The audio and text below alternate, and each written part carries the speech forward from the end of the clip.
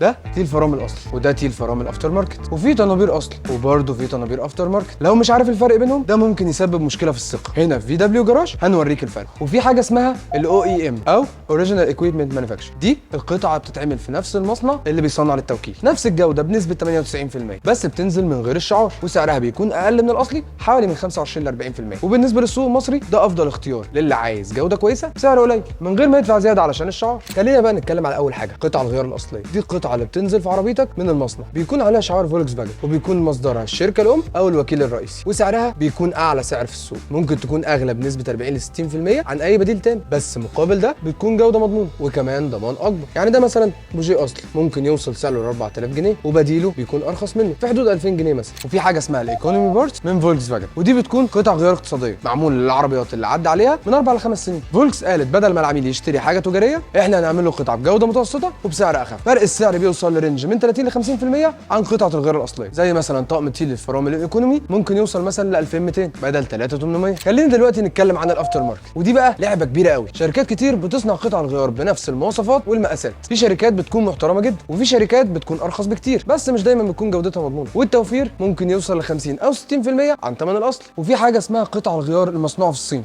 في حاجه اسمها كده، دي بتكون اصليه فعلا وبيكون عليها شعار فولكس جروب، بس جايه من مصانع فولكس اللي في الصين. الجوده بتكون قريبه جدا من الالماني وسعرها ارخص بحوالي 20 ل 30%. بس خلي بالك لازم تتاكد ان المورد موثوق فيه، لان التقليد كتير وداخل تحت الاسم ده. في دبليو جراج مش بنخرج قطعه غير لما تكون مضمونه، سواء الاصلي او الافتر ماركت او الاو اي ام. لو مشيت ورا السعر ممكن توفر النهارده بس هتدفع كتير بكره، ولان احنا بنفهم في عربيتك بنساعدك في اختيار الصح. ابعت لنا رقم شاسيه او موديل عربيتك واحنا نرشح لك افضل قطع غيار تناسب عربيتك، وشاركنا بتجربتك مع افضل او اسوأ قطعه غيار انت جربتها.